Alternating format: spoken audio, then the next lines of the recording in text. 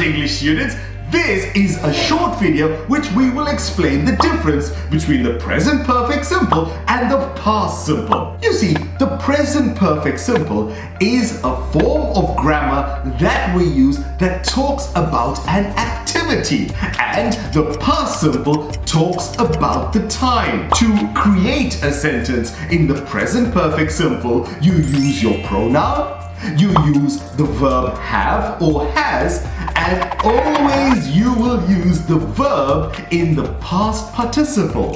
For example, I have been to Spain. I have been to Spain. You see, this is talking about the activity.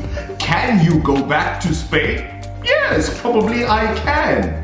And it's not talking about a time. The past simple, on the other hand, is different because this is specifically for a time. An example would be, I went to Spain last year.